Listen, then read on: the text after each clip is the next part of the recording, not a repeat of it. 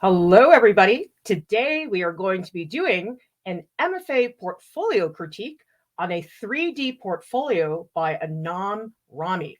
If you would like to grow as an artist and you can't afford an art class, we've got everything you need here at Art Prof: critiques, tutorials, and professional development. Anam Rani is a student who went to the National College of Arts in Lahore, Pakistan, and did their degree in textiles design. Since then, has been doing many group exhibitions and solo shows, and since 2017 has been teaching art to elementary school and high school students, and is now seeking to apply for an MFA program. What I think is wonderful about this body of work is the engagement with the material is so unusual and really not obvious. I think sometimes when you look at mixed media work, it's often pretty clear what something is made out of. But I'm so interested in the use of the resin, and I think some of these pieces also have glass, because resin is a very strange material. First of all, it's a very challenging material to work with. It is not a material that is inexpensive, and it's difficult to handle. You really have to know your stuff if you're going to be using resin. And it's interesting that in a couple areas, the resin, or in some cases the glass, has this very sharp, very aggressive quality. But then there are other areas in some of these pieces where the glass and the resin, they almost have this very ethereal, very ghost-like quality. So what I'm seeing in the portfolio is that the transparency, the use of the resin, seems to really change its character. Yet at the same time, I think that the work is quite cohesive because it is quite clear that the resin and glass are recurring materials that happen throughout the entire portfolio. So I'm very excited to see that. And I also am interested in the use of color, because the color use, it's fairly monochromatic. You're not using super bright saturated colors, and yet there is a sheen to a lot of these images. For example, one of these images has almost these cut out gold crowns, and then some of these other pieces, there is gauze that's been suspended in between some of the areas. And so there's all kinds of physical properties that change, a lot of layering, and a lot of shapes and colors and lines that are all intersecting in different ways. And in a lot of those cases, the effect is not only visually compelling, but it also very much, in my opinion, lines up with Anam's artist statement. And by the way, it's really worth reading Anam's artist statement, because artist statements are very hard to write well. And I think that the way, Anam, the way that you're writing about the themes that you're working with is really well done. For example, here's just a little segment. Anam says, I've always been interested in exploring how violent, suppressed, and radical society affects an individual who is distant from the place where it occurs. I absorb and translate what I see and experience within my environment in my, quote, own language, mostly using sculpture. It's a theme of destruction, loss, and catastrophe, and of the persistence of the memory I explore through my work. And you can go to the YouTube video description below, and you can read Anam's full artist statement there. And another thing that I think is really working well in the portfolio is the visual use of text. Most of the time when I see text integrated into an artwork, oftentimes the text is a last minute decision. It's slapped on without a lot of consideration about its role within the context of the composition. But in this case, I think the text is beautifully interwoven, to the point that there are some pieces that I think are text but are not, that I think are not text but are. And so you are definitely pulling back and forth as far as being able to read the text. And it's quite fluid, which I think is very impressive. I do think that the text can use some tweaks as far as what you're actually trying to say with the text, but we'll get into that later when we critique the individual pieces. Now, Anam, I know that you had a question about whether the work is monotonous, and that you had mentioned that you do have many other projects, but that you chose these specific pieces for your MFA portfolio because you felt they were more mature and resolved. And I think absolutely that was a good choice.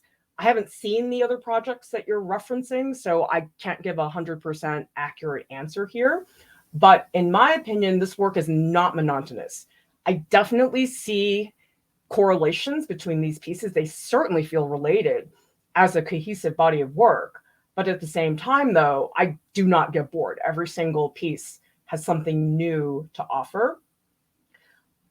What I would do is get rid of the work in progress, because for an MFA application, you don't need that.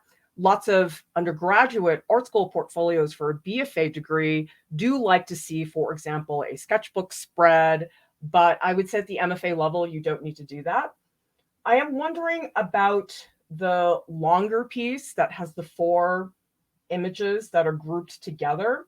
That stands out a little bit, but honestly, it's not that much, because I think stylistically speaking, those 4 pieces in the lower left-hand corner, they still relate to the other pieces. I think the difference is that they're not 3D. So you could lose it and it would be fine, but I also don't think it's like a problem for it to be there as well. What I would consider for the order statement is getting specific about your topic, because you talk a lot in this piece about saturated culture of suppression, violence, where the sole purpose of the state, as well as people like me, is, quote, security. The diluted abstract forms and drawings are suggestions of my experience of trauma and tragedy. Now, this is a personal decision, how much you want to reveal in regards to that trauma and tragedy. But I do think it would be helpful if you are comfortable, at the very least, contextualizing a time period, a country, because the thing is, the theme of trauma and tragedy. And here you also talk about how elements like the 3D stitches, gauze, bandages, texts and fragments carry a strong symbolism of loss, pain, and suffering. Those are all very powerful images, and absolutely, I can feel those emotions in the work. But I think what is hitting me up right now is the text. Because right now, if I go through the portfolio and I look at your use of the text, I'm pretty much seeing English, and I wasn't sure if you want to keep it that way or if this involves Pakistan, which is where you're from, because the language use definitely is an indication of your topic. And I'm not totally sure if you necessarily want to limit yourself to that. And also, it addresses this question of, well, who is this work for? Who is the audience? Because depending on what language it's in, it reaches a whole different demographic of people. And so there's nothing wrong with the way that you're doing it right now.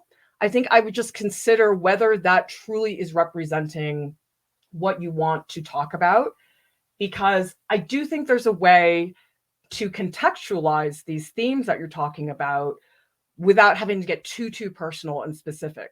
Because if you just say, for example, hypothetically speaking, this work is about my personal experience, somebody who has lived in Pakistan in the contemporary world, that changes things versus saying this is from Pakistan in the 1970s. It's a very different time period.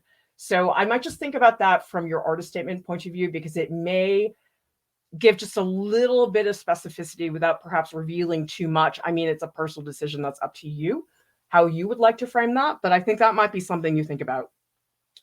I also think documentation could be better. You have a couple images where the background is quite busy. For example, I would say that this image, I understand it's probably in a gallery show, which is probably why you're getting like a little sliver of this window on the right-hand side, but it really would be worth it. Let's say this isn't an exhibition. The day maybe you're taking it down, or even the day that you're setting it up, set it up temporarily so that you are able to take a photo where, number one, you're not cropping any of the image, because I can see at the bottom we're missing a little bit of the sculpture. And then an image where you've got like a really clean background, because it is distracting. And when you compare it, for example, to an image like this is a good image. This image is very clean. I can see the bottom of it very well, and the background doesn't have any distractions. I do think also, though, that you could stand to do a little bit of Photoshop to these images, because some of them feel like this one, it feels a little bit dark. And then a lot of these need some color correction, because as I scroll through a lot of these images, for example, this one looks quite yellow.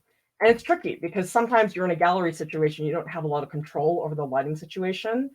But I can tell that this is supposed to be a white pedestal against a white wall, and you have an artwork that is translucent and monochromatic. It shouldn't have a yellow tint like that. This is better. I'm looking at this image and the color seems very clean. I feel like it looks fairly accurate to what it should be. This one, I would say it's cutting a little bit close on the right-hand side. I think you want a little bit more buffer in the image. And then the other thing I would say is I think that close-ups for your work are very important, because this close-up that you provide really gets me to understand the work on a totally different level. And the issue with an application is they're never going to see the work in person when they review your application. And so when I look at an image like this is good because I get the entire piece. But the thing is, this degree of detail, which allows me to see the intricacies of the gauze and the layering, I don't get any of that in the larger image, because you just can't. Those kinds of details get lost. And so I wish that all of the pieces had one close-up like that, where I could really see deeply into those surfaces. Like I imagine this one and all these other ones probably have a lot more as well. So make sure you do that. And the other thing I would say too is you want to have multiple views, because what I'm seeing right now really feels like the front of the sculpture. And I can't tell from the photo how dimensional this is. I can't tell if this is shaped more like a sphere or if it's a flatter form. It's really hard to tell from the photos. I mean, you have my sympathy. Photographing 3D work is such a pain. It is not easy to do well. And oftentimes a lot of 3D work, you just can't capture it. It's just not anything that is easy to do. But I think we do need, at the very least, an explanation of the depth of the piece, because I really can't tell. I mean, this piece right now, it could be very thin in theory, but it could also be very 3D. So I would say one full view like you have here, one close-up, and at the very least a side view, so I can see what the depth is of the piece, I think would be very, very helpful. And then another thing I would consider too, because the themes that you're talking about, they're very worn. For example, here you're saying these sculptures speak in metaphor, true to me, yet it's not based upon languages, it's based upon human reaction and response. For me, it's a combination of the past and future, captivated and suspended in a resistance against erosion. So there is this feeling, I think, amongst these pieces that things really are wounded, that they have been eroded, and it's a result of that suppression, violence, and trauma that you mentioned. And yet the presentation of them in a lot of these photos, they're on these pedestals, which I think that's the stereotypical white cube gallery presentation. But there is something very formal about that. And I guess I'm just questioning whether those pedestals are the best way to present your ideas. Because think about this. If you took this sculpture and you have it on a pedestal, and let's say it's at eye level, okay, so somebody can walk right up and look at it. That is one interaction. Now picture if you put the sculpture on the floor and there is no pedestal and people more stumble upon it. That is very different, because the pedestal almost becomes a vehicle for the piece to be delivered. Whereas I think if there's no pedestal and the artwork is on the floor, that's a very different interaction. Because the thing to remember about sculpture really feels, when we interact with it in space, it really feels like it's in our world. That is very different than a painting. If you have a two-dimensional painting, it's hanging on the wall. A lot of people interpret that as not being in our world, and that the painting is almost a window into another place. But sculpture does not do that. Sculpture is in our place. So we tend to look at it very differently. And so I wonder if something that feels more accidental would be better than this pedestal, which almost gives the work a majestic quality that I'm not sure fits with a lot of the themes that you're talking about. Might be good to play with, because I think that the height at which we encounter a sculpture is very significant. If we look at it at eye level, if we have to look down, if we have to look up, it might be worth you thinking about the different heights at which we interact with your sculpture. Or even to think about them as a group. I know that these have not been conceived as a group, but I can see here in your work in progress that you clearly are thinking about groups and interactions. And so I'm wondering if maybe you could even consider making these on a smaller scale even, or you don't have to, and grouping them. I don't know if you think about these as figurative. I think they could be. They don't have to be. But imagine if you have 3 of these pieces, and then you can start thinking about, well, how do they relate in relation to each other? Like maybe you have 2 that are very close. There's one that's further away. Maybe they're in a very organized circle. You can think about that, because I think that would let you compose the way that you compose here, because this is clearly about this engagement between these 2 groups. We have these soft gauze-like figures. They look a little bit like sheep. And then these figures, I think they're origami birds with crowns on them. But here you really are composing a group. Whereas I think with these, you don't really compose because it's a single object. So that's another way you could think about that.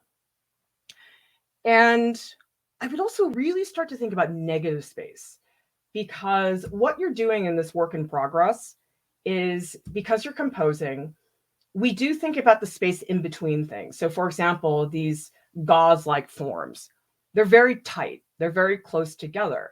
So the negative space, there's a real tension there, almost like they're being pushed towards each other, and it's a little bit uncomfortable looking. Now, these black origami bird shapes that are on the outside, some of them are very far away from each other. Some of them are very close. And so there does become less of a tension when the objects are further away, because they've got more space to roam. And I'm wondering, I don't know technically how you do this with the resin. I mean, you'd have to figure it out. Maybe it's not even possible. But I guess I wish there was a way for negative space to penetrate some of the resin. So the simplest way to think about it is, okay, you have this big form in the resin and the glass. Is there a way for there to be tunnels or holes or openings inside that resin? I don't know if you're using molds. I'm guessing you are, but there has to be a way that you could open up the density of some of these forms, because the parts of the pieces that I really get engaged by are the edges. These edges at the top of this piece, they're very dark and aggressive. And this one feels very sharp, but it also feels fluid at the same time. So I'm very excited about edges in your work. But the thing is, I don't have something like that in the middle of the piece. And so what happens is that the sculpture becomes so dense that it's not able to breathe as much. Like one of the things I like about this is at the top, I can see there's like little bits of thread that are just hanging in there. And that's so fascinating, because I wonder, okay, are those threads, are they a remnant? Are they pushing themselves into the resin? Are they being swallowed by the resin? It's beautifully done. But I wonder if you could try something with negative space. So if there's no way, technically speaking, to put tunnels or holes inside to make negative space more dramatic, that's why I was suggesting, okay, if you can't do that, then maybe try to think about these as group compositions, and maybe they change depending on how you want to arrange things. All right, let's go through and talk about the individual pieces. This piece is interesting in that it stands out for the color, because when I go back here, yellow is pretty prominent, although I don't know that I interpret this as much as being gold. It doesn't really read to me as yellow. I mean, certainly the piece that has the crown-like shapes, but even the piece that has a lot of text on it, there definitely is a sheen to the way that you're using the yellow. So I don't even think about it like that. But this piece, it really has that blatant blue color that you see on like a car windshield. And I'm wondering if that color has anything to do with that. I mean, I certainly see all the airplanes, and they're really well done shapes, because I can see upon closer introspection, some of them are different. Each one is a different pattern. And yet what I really like about it is the way that they become so dense towards the bottom. I would even argue you could make them more dense, but there definitely is this very prickly interaction that happens at the bottom that I think is very exciting. I just wonder about whether the color is the best choice, simply because I'm contextualizing it within this body of work. And I just want to be clear, that's very different than just critiquing one work at a time. That's why portfolio critiques, I think, are always very exciting, because you're able to make those connections between pieces and to try to understand the reasoning why a piece is the way it is in relation to something else. I think it's more powerful that way. In some ways, critiquing one artwork at a time can feel very frustrating, because you feel that you're critiquing a piece out of context, and therefore you're missing a lot about what the piece is really about. So that's my only thought, is the color, because I think that the cliche when it comes to this color, and also because of the transparency, would be water. And I think that becomes very literal. And then you start thinking, okay, planes that are crashing into the ocean. And I think that gets very literal in a way that a lot of your other work does not. I think a lot of your other work does a great job of suggesting things, never being too literal, and also maintaining that deep emotional connection. So I would reconsider the color for that reason. And I don't know if these are pieces you can continue to work on, but you might play around with it and see if there's something you can adjust. This piece I love. I think it's so many textures that the lines do all kinds of things. There are some parts where the lines, they have this really dramatic distortion, like they're being pulled in so many different directions, and it really looks like it hurts, because the top section of those threads, they're so straight and so delicate. And so when they're disrupted in the center, being pulled in different directions, it really does feel like a trauma that's happening there. I don't think I like the letters at the top. I think it could be the font that you've chosen, but it looks a little bit too fun. And I wonder if that's even necessary, or, I mean, it could be something as simple as you just need a font that doesn't look so round and perky, or maybe they need to be a little bit lighter and less pronounced. I do really like the brown at the bottom. That transition is very, very beautiful.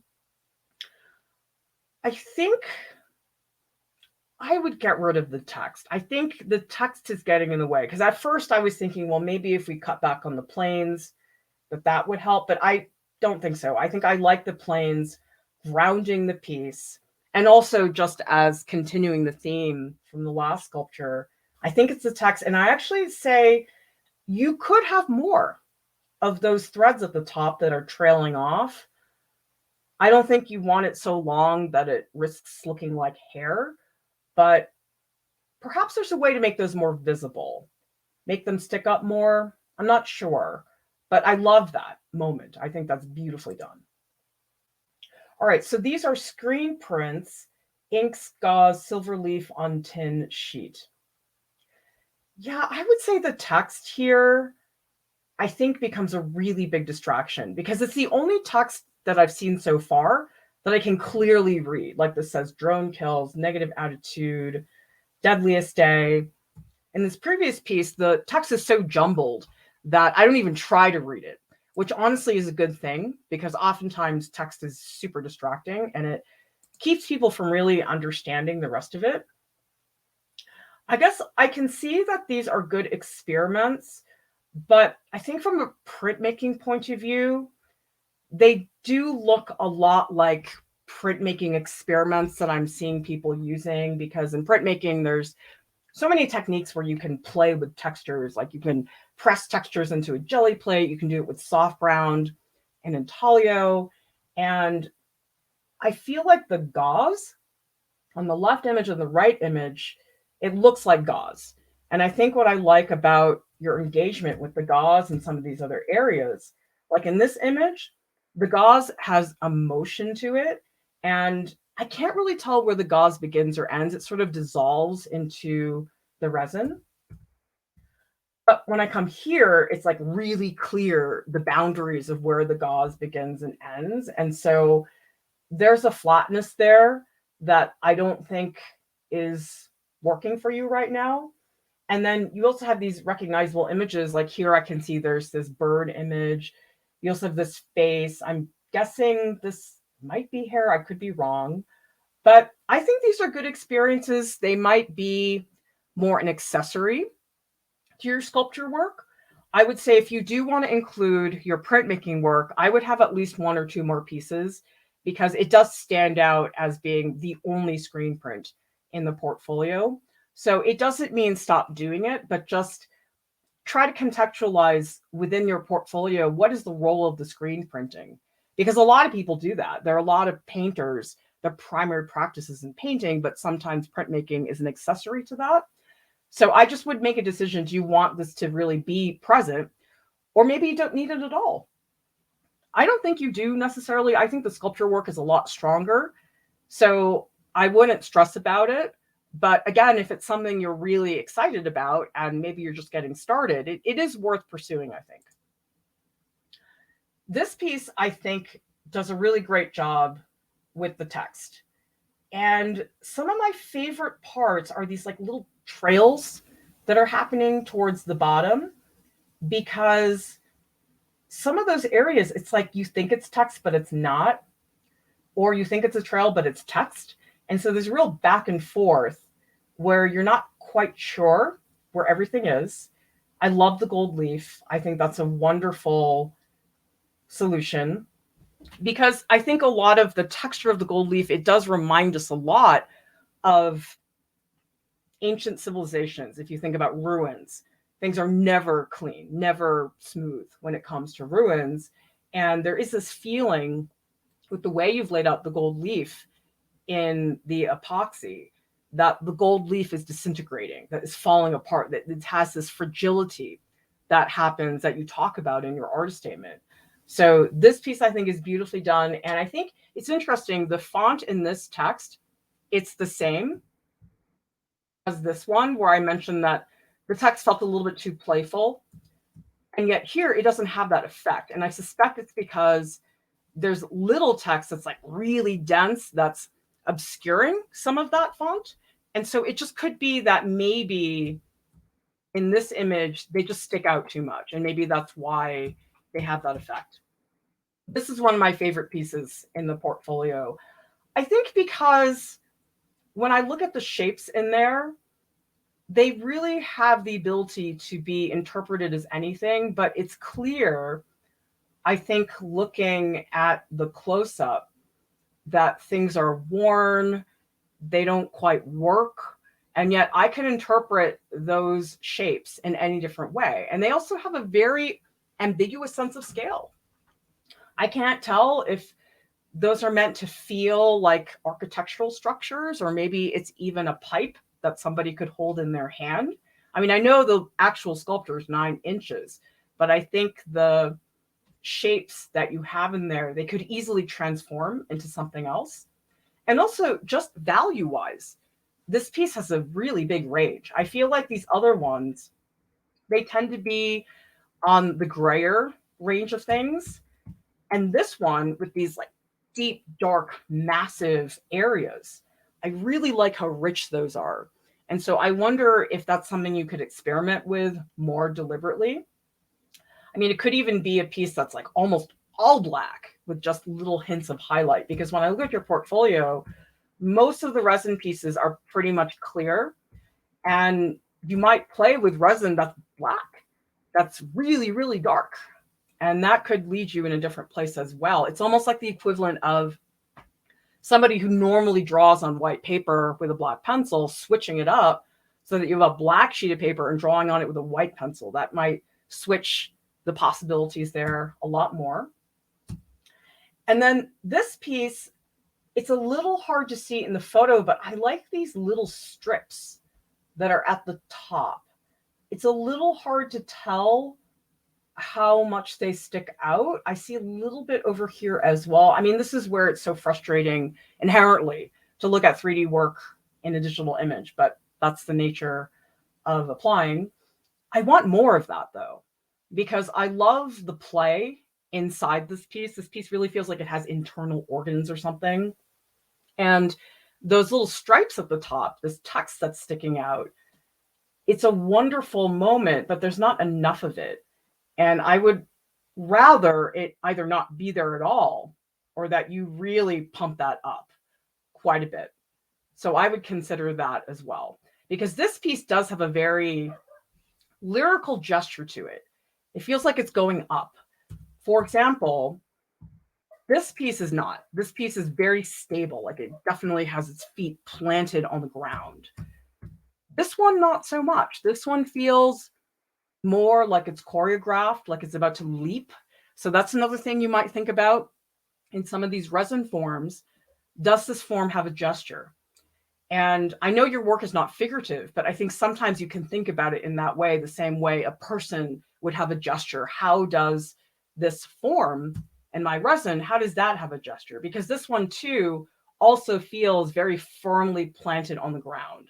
And I think I tend to like the ones that feel more like they're disagreeing with gravity, that they've decided they want to go somewhere else. This photo, I don't know if this is glare or if this is the actual color in the piece, but you may need to take another photo because I'm interpreting it right now as glare that's coming from a flash. I'm not totally sure, but take a look at that. This piece, I'm less excited by the form. I feel like it's this diamond shape, which is pretty stable. I do love these shards that are coming in. I mean, it almost feels like somebody stabbing themselves from the inside without being so literal about it. So this section I like, but I'm just thinking the contour of the piece could be better. I mean, this piece I think is exciting. It feels crooked. It feels like it's off balance. And I like that about this piece, that it does not feel stable the way some of the other ones do. And I'm curious about the crowns because up until now, I guess the other recognizable image of the sculptures is the planes. So we have the planes, but then here we have these crowns. But I think what's unusual about the crowns, they look like those paper crowns kids would cut out at a birthday party. So there's this almost primitiveness to them that is odd and surreal. And yet you also have these lines going through that look like barbed wire. And so I don't know if you want that association with the crowns or if you would like to do something a little bit more subtle, but that is definitely the first thing that came to my mind. And I know it also appears again here. I think you have the origami, you have the crowns. I mean, this is a work in progress. I don't really know how far along you are with this piece, but it looks like the crowns are something that you are referring to. But I would also consider, okay, in history, what traditions have crowns like that? I mean, there's a million different types of crowns. throughout history. I mean, this is one of the more literal images as well, because this image, it looks like sheep. It's these origami birds. I'm not really going to critique it because I don't think there's enough here for me to really make any useful commentary. But I will say, I think out of the recognizable imagery you have, I think the planes are the ones that are working, because when you look up close, you can tell they're planes. But the thing is, if I'm just looking at it from a distance, the collective feeling of those planes is not planes. It's that prickly, very aggressive, almost like somebody who's trapped in a cactus or something, that I think is very, very nicely done. So I just question the symbolism that you have in the crowns, because it's so specific to a kid's birthday party that I'm not so sure you want that association necessarily. So Anam, I'm very excited about your work. I think that you've got some really powerful themes that you're working with. Your engagement with a wide range of materials is absolutely outstanding. And you're clearly somebody who is able to maintain cohesion, but also experimentation within that cohesion. So you've got a great balance of works that are clearly related, but where each piece really is its own individual person. So I think you've done a great job with that. I think at this stage, it's not so much, oh, this is better, this is worse. It's more, what do you want? What is your intent? Because I think that's what starts to happen at the MFA level. It's not about, oh, this is better. It's more about, well, does this align with what you're wanting to talk about? And so it's more that kind of decision making, as opposed to, oh, this will be better. It's just, maybe you do want to talk about a kid's birthday party, in which case this is a good fit. But the issue is if, oh, I don't want that, I don't want that association, then that's something you need to adjust to make sure it aligns. But wonderful work. I'm so thrilled to see what you've been doing. Art Prof has an MFA Portfolios premium track that we are running for 4 weeks.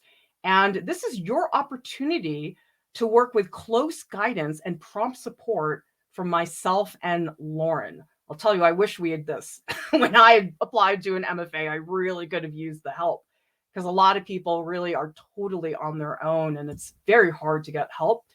And so we go through 4 weeks of lessons where we evaluate your portfolio, we help you with your artist statement, we do a mock MFA interview, we also look at your CV and your resume. There's all kinds of little parts and facets to the application that are very confusing for a lot of people. And I think more importantly, you also get the community of people who want to get an MFA, and that's hard to get if you're not in school. The other option we have as well is, if you'd like to purchase a portfolio critique, you can do that at artprof.org. This is a 30-minute video portfolio critique. You can choose to have any artist on our staff critique your portfolio. And then for a lot of people, an artist call with one of our staff is really helpful, because as much as we try our best to provide content and resources to help people with their MFA, oftentimes the content is just not customized to your own experience. And what I have found is that I have done artist calls with people who really thought they had to get an MFA, but then after talking to me and going through many of their options and explaining how different parts of the field worked, realize, you know what, I don't need an MFA for what I want to do. And there's a lot of misconceptions about why people need an MFA. And it really helps sometimes to talk to somebody about that, because that's not something you can resolve by watching a video. It's helpful, but I think sometimes you need the reassurance when somebody's really speaking about your own experience. We also have a large art school section on artprof.org where we cover BFA programs, MFA programs, and we also have portfolio critiques and other resources to help you navigate the MFA application process. This Google slideshow is available. The link is in the YouTube video description below, and you can go to artprof.org as well to get a list and links of all of our slideshows that we use in our streams. There are many ways you can support Art Prof, because we are 100% free for you, but it is not free for us to produce Art Prof.